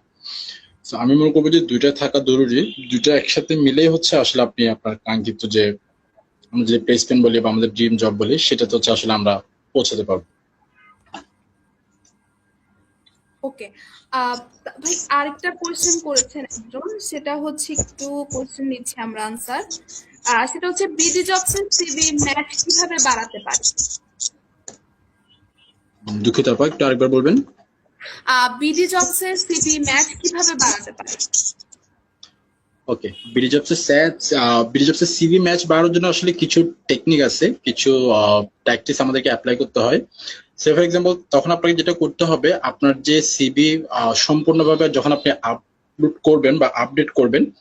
আপডেট করার পর হচ্ছে যখন আপনি যে জবে অ্যাপ্লাই করবেন বা যে ধরনের যে জনরার জবে আপনি অ্যাপ্লাই করবেন, দেখা যাচ্ছে হয়তো আপনি নির্দিষ্ট একটা সেক্টর চুজ করে নিয়েছেন। এমন তো না যে আপনি ব্যাংকে অ্যাপ্লাই করছেন, অথবা এমন তো না যে আপনি ব্যাংকের পাশাপাশি দেখা যাচ্ছে গার্মেন্টস অ্যাপ্লাই করছেন। দুইটা কিন্তু ডিফারেন্ট স্কিলস হতে পারে। তো আপনি যে স্কিলসটাতে হচ্ছে আপনি বেশি আপনি পারদর্শী, যে স্কিলসটা আপনার মধ্যে আছে সেটা আপনি হাইলাইট করবেন। আর হচ্ছে কিছু বিডি জবস এর শর্ট লিস্ট আসলে কিভাবে হয় আমি বলি। যেমন ধরেন ওখানে জব রিকোয়ারমেন্টস এ বা হচ্ছে জব ডিসক্রিপশনে ওরা কিছু কি ওয়ার্ডস দিয়ে দেয় যে আপনাদের কি কি স্কিলস গুলো আসলে আছে। লাইক হচ্ছে ধরেন private sector engagement, interpersonal skills এর মধ্যে ধরেন আপনার কমিউনিকেশন স্কিলস হতে পারে, প্রবলেম সলভিং হতে পারে, তারপর ধরেন আপনার স্টেক হোল্ডার এঙ্গেজমেন্ট বা হচ্ছে আপনার কমিউনিটি মোবিলাইজেশন হতে পারে, বা যে যে সেক্টরে থাকে তারা সেই কিওয়ার্ড গুলো ইউজ করে। কারণ আপনার সিভিতে আপনি যেটা করবেন জব রেসপন্সিবিলিটি গুলো পড়ে আপনার যে কাজটা ধরেন হয়তো বা কি আপনার কাজটা আপনি করছেন কিন্তু আপনার সিভিতে সেটা অন্য কোনো শব্দ দিয়ে দেওয়া আছে, আপনি জাস্ট এডিট করে আপনার ওরা যে ধরনের রিকোয়ারমেন্ট শব্দগুলো ইউজ করে এমপ্লয়াররা বা যারা জব রিক্রুটার সেই শব্দগুলো হচ্ছে আপনার সিভিতে অ্যাড করবেন, ঠিক আছে? সেগুলো করলে আপনার সিভি জবে বিডি জবস হচ্ছে শর্ট লিস্টের ক্ষেত্রে যখন ম্যাচ হয় সেই ম্যাচটা অনেক বেশি আপনার পার্সেন্টেজটা বাড়বে। এছাড়া হচ্ছে আপনার বিডি জবসের যে ফরম্যাট আছে সেই ফরম্যাটটা আপনি ফিল আপ করবেনই, তবে অনেকে দেখা যায় ভিডিও রিজিউমেটা হচ্ছে আমরা অনেকে দিই না আমাদের অলসতার কারণে বা শায় ফিলের করার কারণে, বা যখন হচ্ছে আমরা আম, আমি নিজে হয়তো অনেক গুড কিন্তু যখন আমি অন ক্যামেরার সামনে যাচ্ছি তখন নিজে কনফিডেন্স হারাচ্ছি। ওখানে যে কোয়েশ্চেন গুলো আছে নির্দিষ্ট সেকেন্ডের মধ্যে আনসার গুলো করা, অনেকে এটা না করার কারণে ওই ভিডিও রেজিউমেটা না থাকার কারণে আমরা অনেকে কিন্তু পিছিয়ে থাকি। তো আমাদের হচ্ছে সময় সুযোগ করে অবশ্যই ভিডিও রেজিউমেটা দিয়ে রাখা উচিত, তাহলে আপনার সিভি ম্যাচ বলেন বা শর্ট লিস্টের জন্য আপনি অনেকটা বেশি আগে থাকবেন বাকিদের চেয়ে। ওকে। ভাই আরেকটা যদি আমরা এটার সাথে অ্যালাইন করি, আমরা এআই নিয়ে কথা বলছিলাম, এই যে ভিডিও বিডি জবস নিয়ে আমরা কথা বলছিলাম। তো এআই এর যুগে মানে এখন জব ফিউচার মার্কেট কেমন হবে বলে আপনি মনে করেন? খুবই ইম্পর্টেন্ট একটা বিষয় হচ্ছে বর্তমানে এআই। আমরা আসলে ফিউচার হচ্ছে আসলে এআই, এআই ছাড়া কিছুই পসিবল হবে না। তবে এআই এর কারণে যে একদম সবকিছু আসলে এআই হবে বা আমরা যেভাবে বলি এআই আমাদের জব নিয়ে নিবে, এআই আসলে সব জব নিতে পারবে না, ঠিক আছে? আপনার বাসায় যিনি কাজের বয়সে ঝাড়ু দেন এআই কিন্তু এসে আপনার বাসায় ঝাড়ু দিতে পারবে না, এটা কোনোভাবেই সম্ভব না, ঠিক আছে? তো এআই এর কারণে যেটা হয় সেটা হচ্ছে রিপিটিটিভ যে জবগুলো আছে হয়তো সেই জবগুলো কমে যাবে, কিন্তু ওই যে কমবে ওটা যে এমন না যে শেষ না, ওই কমার কারণে কিন্তু এআই এর কারণে নতুন কিছু জব তৈরি হবে। যারা ধরেন টেকনোলজি ফ্রেন্ডলি বা হচ্ছে ক্রিয়েটিভ এবং অ্যাডাপ্টেবল, তো তাদের জন্য হচ্ছে অনেকগুলো সুযোগ বাড়বে। আর যদি যেহেতু এর কারণে রিপিটেটিভ জব অনেক কমে যাবে, সো আমাদেরও উচিত আসলে আমাদের অল্টারনেটিভ হিসেবে আমরা যে বলছি না আমাদের অল্টারনেটিভ কিছু অপশন ভেবে রাখা উচিত, সেখানে হচ্ছে আমাদের এআই কেও রাখা। কারণ দেখা যায় আমি টুডে টুমোরো যখন আমার যদি জব নাও থাকে আমি এআই এর উপর বেস্ট করে বা এআই বেসড যে যে জবগুলো বর্তমানে হবে তাহলে হয়তো বা সেটার সাথে আমি অ্যালাইন করতে পারবো বা আমি ইলিজিবল হব। So আমাদেরকে যেটা করতে হবে এআই এর উপর বেস্ড করে কি কি জব মার্কেট বর্তমানে আছে বা এআই এর কারণে যে রিপিটেটিভ জব কমবে বা কি কি জবগুলো বাড়বে। যেমন ধরুন আপনার এআই অ্যানালিসিস্ট হতে পারে। এআই কিন্তু আমরা অনেকেই বুঝি, যেমন আমি একটা ফ্রেন্ডের সাথে কথা বললাম, ও এআই বলতে চিনে শুধুমাত্র চ্যাট জিপিটি, ও আর কিছুই জানে না। ও জানে চ্যাট জিপিটি মানে হচ্ছে এআই, চ্যাট জিপিটি যা জিজ্ঞেস করা হবে তাই সে আনসার করবে, ওর কাছে এটাই এআই। কিন্তু এআই যে আসলে এখন কত জায়গায় গেছে বা কত কিছু করছে, এখন ও হচ্ছে যেমন অনেকে আছে যারা এআই জেনারেটেড যে ভিডিও সেগুলো কিন্তু বুঝতে পারে না। তো এআই লেভেল হচ্ছে যত বেশি আপডেট হচ্ছে রিপিটেড জব করার কারণে এআই রিলেটেড যে জবগুলো বাড়বে সেইগুলোর ক্ষেত্রে আমাদেরকে ফোকাস রাখতে পারে। আমাদের যে স্কিলস আমরা গেইন করব বলছি সেখানে হচ্ছে আমাদের একটা পোর্শন এআই কে আমরা অবশ্যই রাখতে পারি। ওকে। ঠিক আছে, আমরা ভাই একটু যদি আসি যে ধরেন এখন তো আমরা এতক্ষণ যে বেকার নিয়ে কথা বলছি বা হচ্ছে ফ্যামিলি প্রেশার নিয়ে কথা বলছি, এরকম অনেক ডিটেলস সম্পর্কে জানছি। আপনি আপনার পার্সোনাল এক্সপিরিয়েন্স শেয়ার করছেন। তো এখানে আছে যে আমাদের আসলে অনার্স ফার্স্ট ইয়ার থেকে আমরা টিউশনটাকে হচ্ছে কি করি যে হ্যাঁ এটা একটা স্মার্ট জব বা আমার সাথে যাচ্ছে একটা জব। আবার অনেক ক্ষেত্রে আমরা এই রেস্টুরেন্টের জব বা হচ্ছে সেলস এর জব মানে ছোটখাটো যে জব গুলো আছে সেগুলোকে তেমন পাত্তা দেই না। এগুলো তো একজন অনার্স সাথে যায় না, আমরা এটা মনে করি এসএসসি বা এইচএসসি পাস এই টাইপের জব করে।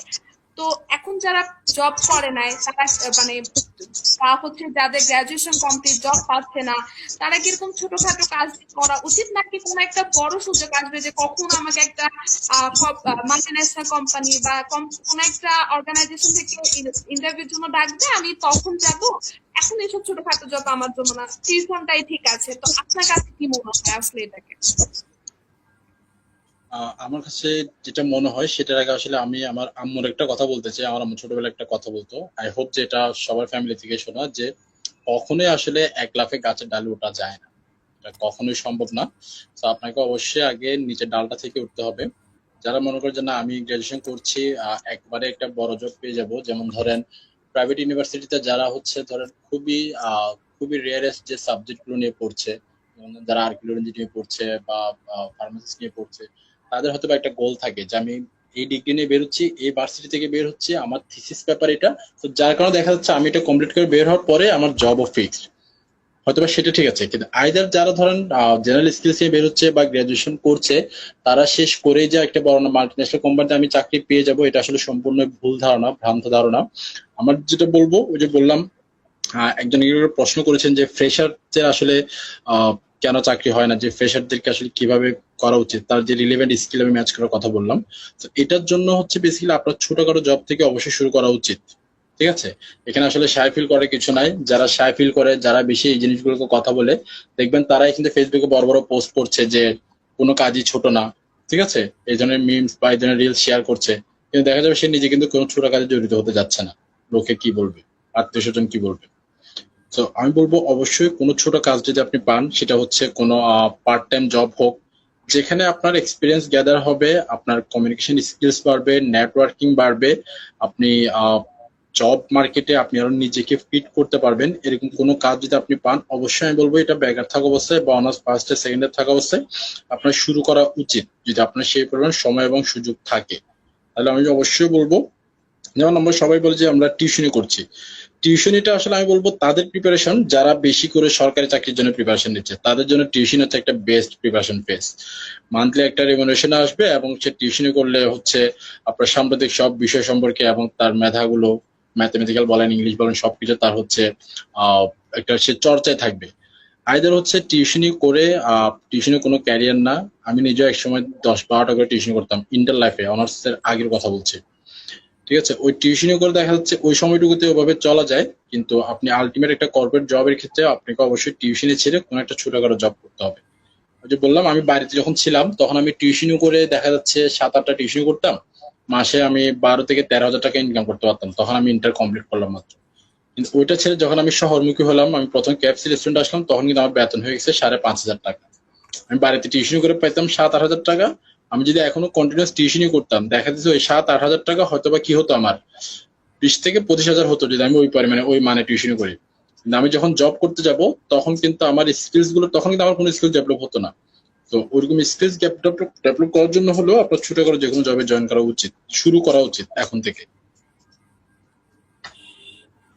ওকে, তাহলে আমরা তো ভাইয়ের রিয়েল লাইফ এক্সপিরিয়েন্সটা শুনলাম যে কিভাবে হচ্ছে আপনি নিজে একদম ছোট জব থেকে, মানে আপনি একদম বড় কোনো সুযোগে আশায় আসলে থাকেননি, একদম ছোটখাটো একটা জব থেকে মূলত নিজের ক্যারিয়ারটা শুরু করেছেন, যেটা আমরা এখন আহ সত্যি অনেক বেশি গ্রেটফুল, বা কি বলবো আপনাকে, যে হচ্ছে আপনি একদম, আমাদের অডিয়েন্সটা হচ্ছে এখান থেকে অনেক কিছু ইন্সপায়ার হবে যে আসলে কোনো একটা বড় সুযোগে আসে না থেকে কোনো একটা ছোটখাটো জব দিয়ে আসলে লাইফে অনেক বড় হওয়া যায়। সবাই যে বড় সুযোগের থেকেই যে বড় হতে পারবে বা চাকরি পাবে সেটা না।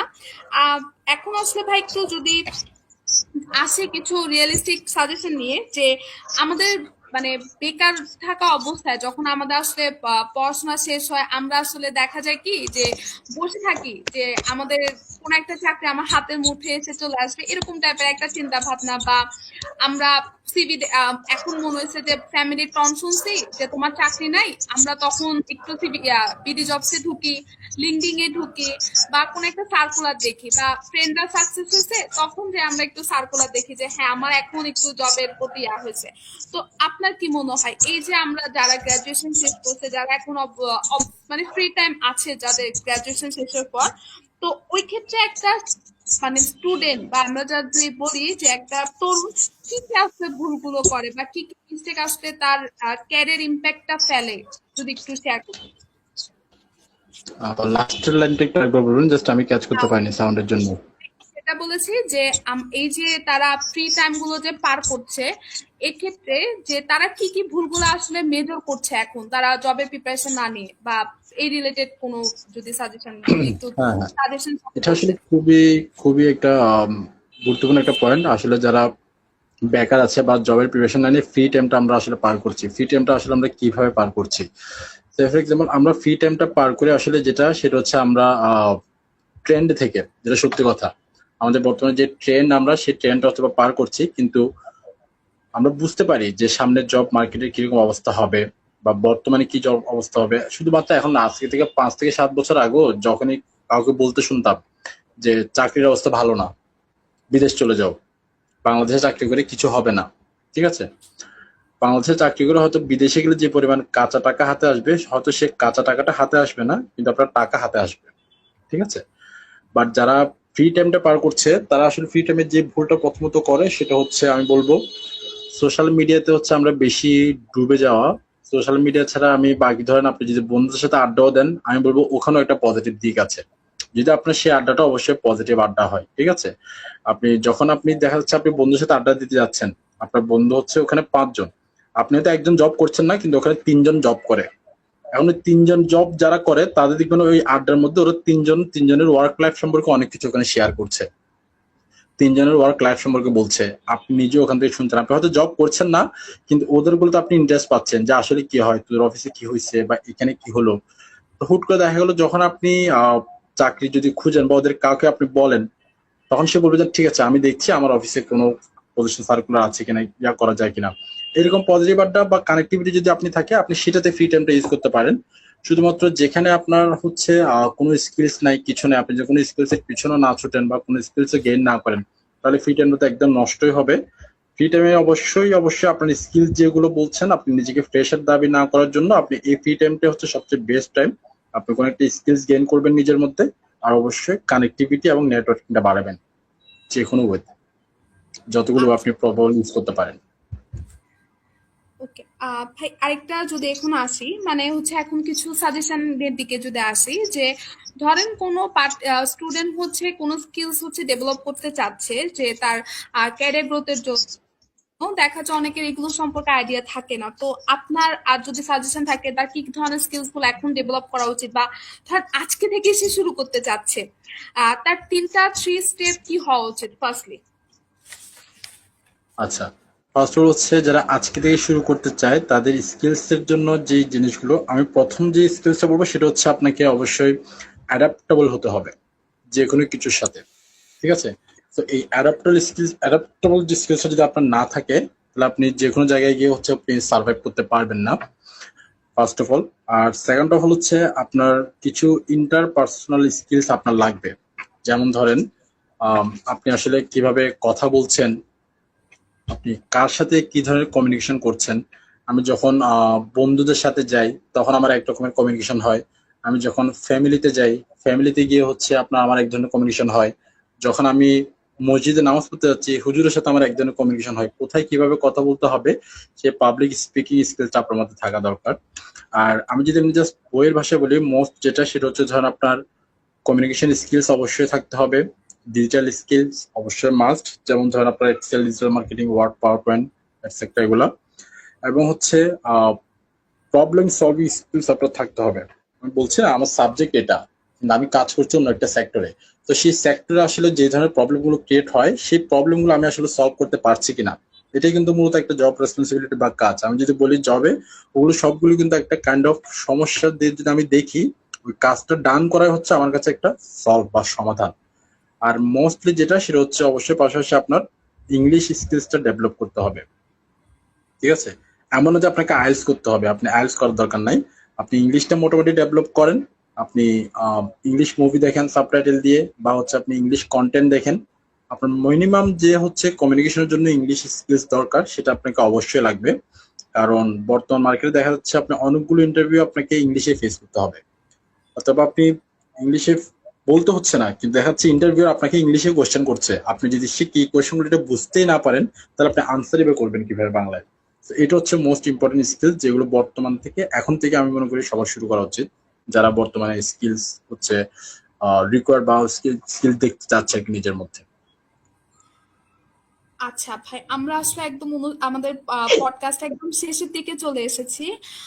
ভাই, একটা বিষয় দিয়ে হচ্ছে একটু হচ্ছে যদি একটু বলতেন যে হচ্ছে আপনার মনে হয় কি হয় যে হচ্ছে একটু ফিউচারের দিকে যদি যদি একটু ফিউচারের চিন্তা করে যদি একটু বলতেন যে আপনার কি মনে হয় আগামী 5 বছরের জব মার্কেটটা কি খুব টাফ হবে যারা এখন গ্রাজুয়েট হচ্ছে? যেহেতু প্রতিনিয়ত আমাদের প্রত্যেক বছর অনেক স্টুডেন্ট হচ্ছে গ্রাজুয়েশন শেষ করে বের হচ্ছে, তো তাদের জন্য আসলে জব মার্কেটটা ফিউচারে কতটুকু টাফ হতে পারে যদি একটু সাজেশন একটু যদি একটু শেয়ার করতেন। হ্যাঁ, ডেফিনেটলি। আসলে বর্তমান আগে 5 বছরের জব মার্কেট যেটা হবে, আমরা যদি বর্তমান আসপেক্টে চিন্তা করি, আমরা প্রজেক্টেড এভাবেই দেখবো যে এখন কিভাবে চলছে, এভাবে চললে আগামী 5 বছর পরে অবস্থাটা কি হবে। আগামী 5 বছরে হচ্ছে আপনার জব মার্কেটটা আরো কম্পিটিটিভ হবে এবং স্কিল বেসড হবে। যারা হচ্ছে কন্টিনিউয়াসলি নিজেকে আপডেট করবে, শুধুমাত্র তারাই এগিয়ে থাকবে, তারাই সার্ভাইভ করতে পারবে। আমার ধরেন একটা স্কিলস আছে, আমি ওটা নিয়ে পড়ে আছি। আমি আমার কথাই বলি, আমি শেখ মোহাম্মদ হাবিবুর রহমান আসিফ, আমি বর্তমানে যে অবস্থায় আছি, আমি যদি এটুকুতে থেমে থাকি, আগামী 5 বছর পরে আমার নিজের অস্তিত্ব থাকবে না। সেম গোষ্ঠীটা সবারই। সো আমাদের হচ্ছে অবশ্যই রিলেভেন্ট যা স্কিলস থাকবে, সাম্প্রতিকের সাথে আমাকে নিজেকে আপডেট অবশ্যই করতে হবে। আর আগের 5 বছরে এআই এর যুগ বাড়বে, আপনার হচ্ছে এআই এর যে কারণে যদি রিপিটেটিভ জব কমবে, সো আমাকে নিজেকে ওভাবে আপডেট রাখতে হবে। তাহলে হচ্ছে আমি হয়তো বা আগে থাকবো, না হলে অবশ্যই আমাকে পিছিয়ে থাকতে হবে। ওকে ভাই, তা আমরা একটা একটা ভালো সাজেশন দিয়েছেন বা বলেছেন। আম, তো আমরা হচ্ছে আমাদের পডকাস্টের শেষের দিকে একটু আমাদের হচ্ছে একটা অ্যানাউন্সমেন্ট আছে, সেটা হচ্ছে এখন এতক্ষণ তো আপনারা সবাই শুনলেন যে হচ্ছে বেকারত্বের ক্ষেত্রে কি কি সমস্যা তৈরি হয়, বা আমরা এখানে যতটুকু সাধ্য আমাদের সলিউশন দেওয়ার চেষ্টা করেছি। তো এখানে কিন্তু ভাই প্রত্যেকবার উল্লেখ করেছেন বিভিন্ন স্কিলস, তারপর হচ্ছে এক্সপিরিয়েন্স, বা হচ্ছে কিছু এই বিষয়গুলো কিভাবে আপনি শিখতে পারলে নিজেকে কর্পোরেট লাইফে অ্যাপ্লাই করতে পারবেন, এই রিলেটেড ভাই অনেক কথাই বলেছেন। তো আপনারা যারা হচ্ছে আজকে পডকাস্ট দেখছেন বা দেখবেন, তাদেরকে হচ্ছে একটা অ্যানাউন্সমেন্ট দেওয়া আছে তাদেরকে, যে কর্মদার হচ্ছে আপনার এই যে এতগুলো ভাই যে স্কিলস এর কথা বলেছেন এই রিলেটেড হচ্ছে আপনাদেরকে বিভিন্ন রকম যে লাইভ ক্লাস হচ্ছে এগুলো দিয়ে থাকেন। আপনারা আজকের পডকাস্ট থেকে অবশ্যই জানতে পেরেছেন যে প্রত্যেকটা মানুষের লাইফে স্কিলস এর আসলে কোনো বিকল্প নেই। তো আজকে আপনাদের ক্যারিয়ারের ক্ষেত্রে যদি মনে করেন যে অবশ্যই আপনাদের শুরু করা উচিত, নিজের স্কিলস গুলো ডেভেলপ করা উচিত, আমাদের 14 তারিখ হচ্ছে একটা ফ্রি ওয়েবিনার আছে। আপনারা কাইন্ডলি কর্মদ্বারের পেজে দেখবেন রেজিস্ট্রেশন লিংক দেওয়া আছে, কাইন্ডলি রেজিস্ট্রেশন করবেন। আর আমরা পডকাস্টের শেষে অবশ্যই হচ্ছে এই পডকাস্টের কমেন্ট সেকশনে আমাদের ওয়েবিনারে হচ্ছে রেজিস্ট্রেশন লিংকটা দিব। আপনারা হচ্ছে লিংকে হচ্ছে অবশ্যই রেজিস্ট্রেশন করবেন। 14 তারিখ ওয়েবিনারটাতে জয়েন করলে আপনারা বুঝতে পারবেন যে একটা স্কিলস বা হচ্ছে আপনার কিভাবে নিজেকে পার্সোনাল ব্র্যান্ডিং, যদি আমি মানে যদি সহজ বাংলায় বলি, কিভাবে করলে আপনি মূলত হচ্ছে নিজেকে জব মার্কেটের ক্ষেত্রে খুব বেশি ক্যাপেবল হতে পারবেন বা সবার থেকে একটু এগিয়ে থাকবেন। ভাইয়ের ক্ষেত্রে আজকে আমার একদম ক্লোজিং কোয়েশ্চেন, ভাই আজকে অনেকক্ষণ সময় দিচ্ছেন তার জন্য অসংখ্য ধন্যবাদ। একদম ক্লোজিং কোয়েশ্চেন যে আহ, যারা এখন বেকারত্বের কারণে বিভিন্ন রকম হতাশায় ভুগছে বা বিভিন্ন রকমের কোনো সলিউশন বের করতে পারছে না, তাদের ক্ষেত্রে যদি আপনি এক লাইন একটা হচ্ছে অ্যাডভাইস দিতেন। আচ্ছা, চাকরি প্রত্যাশীদের জন্য আমার যে অ্যাডভাইসটা থাকবে সেটা হচ্ছে, আপনি আজকে থেকে এখন থেকে আপনি যদি পারেন এই রাতের 11টা 14 মিনিট থেকে আপনি শুরু করেন নিজেকে একটু একটু করে আপডেট করার। আর আপনার যে প্রথাগত ডিগ্রি আছে সেই ডিগ্রিটা আপনার থাকুক, তবে ডিগ্রির পাশাপাশি অবশ্যই অবশ্যই কোনো টেকনিক্যাল স্কিলস আপনি অ্যাচিভ করার ট্রাই করবেন। আর যেটা করবেন, যদি আপনি চাকরি প্রত্যাশী হয়ে থাকেন, তাহলে এখন থেকে আপনার কাজ হবে বিডি জবস অ্যাকাউন্ট ওপেন করা, লিঙ্কডইন ওপেন করা, এবং এগুলোতে হচ্ছে আপনার কনভেনশনাল যে জব পোর্টালগুলো আছে সবগুলোতে হচ্ছে আপনার অ্যাক্টিভ থাকা। তো সবগুলো যদি আপনি কানেক্ট করতে পারেন, তাহলে অবশ্যই আপনি ভালো কিছু সামনে আপনার জন্য অপেক্ষা করছে। ওকে ভাইকে। ভাই, আপনাকে অসংখ্য ধন্যবাদ আজকের এই পডকাস্টে আমাদের সাথে থাকার জন্য। আমরা আপনার অনেক মূল্যবান সময় থেকে আমাদেরকে সময় দেওয়ার জন্য অসংখ্য ধন্যবাদ। আজকের ডিসকাশন থেকে আমি আশা করছি যারা হচ্ছে বেকার আছে, যারা এখন গ্রাজুয়েশন লেভেলে আছে, যাদের গ্রাজুয়েশন শেষ হয়নি, বা যারা কোনো একটা ছোটখাটো জবের সাথে যুক্ত আছেন, বা কোনোভাবে নিজেকে হচ্ছে বুঝে উঠতে পারছেন না কিভাবে নিজেকে শুরু করবেন, আশা করি তারা আজকে পডকাস্ট থেকে অনেক কিছু লার্নিং পাবেন। সবসময় মনে রাখবেন, বেকারত্ব মানে হচ্ছে শেষ নয়, অনেক সময় এটাই হতে পারে আপনার জন্য নতুন শুরু। আপনাদের মতামত কমেন্ট সেকশন দিতে অবশ্যই ভুলবেন না। আজকের এপিসোডটা যদি আপনাদের ভালো লাগে অবশ্যই শেয়ার করবেন। আপনাদের সাথে আমাদের পরবর্তী পডকাস্টে দেখা হবে। ভাই, যদি এন্ডিং এ কিছু বলার থাকে অবশ্যই একটু শেয়ার করবেন। আচ্ছা, থ্যাংক ইউ সো মাচ আপা। আপনি খুব সুন্দর শুরু থেকে এখন পর্যন্ত শেষ পর্যন্ত আপনি পডকাস্টটি পরিচালনা করেছেন, এবং অডিয়েন্সদেরকেও ধন্যবাদ যারা এতক্ষণ সময় ধরে পডকাস্টটি দেখেছেন। আমি মনে করি বা আমি ফিল করি, যদি আমাদের এই পডকাস্ট থেকে আপনি যদি 1 মিনিটও হচ্ছে আপনার বা একটা লাইনও যদি আপনার বিভিন্ন কোনো কাজে আসে, তাহলে আমি মনে করি সেটাই হয়তো বা আমাদের সার্থকতা, সেটা আমাদের ভালো লাগার কাজ হবে। কারণ হচ্ছে আমাদের বর্তমান দেশের যে আসপেক্ট বা যে অবস্থা চাকরির বাজারে, আমরা যত আসলে মুখে বলি যে আপনি শুরু করেন বা আপনার স্কিলস নেন, আসলে শুরুটা আপনাকেই করতে হবে। আমরা হয়তো বলছি, কিন্তু আমি গিয়ে আপনাকে আসলে এখন হাতে ধরে কোনো একটা স্কিলস হয়তো আপনার পকেটে আমি পুরে দিতে পারবো না। এটা আপনাকেই করতে হবে, পজিটিভ মাইন্ডসেটটা আপনার মধ্যে ক্রিয়েট করতে হবে। যদি এইটুকু আপনি রিয়েলাইজ করতে পারেন বা আপনার মধ্যে এটা হচ্ছে ওভাবে রিফ্লেক্ট করতে পারেন, সেটাই হবে আসলে আমাদের সার্থকতা। সবাইকে অনেক ধন্যবাদ। আপনাকে অনেক ধন্যবাদ।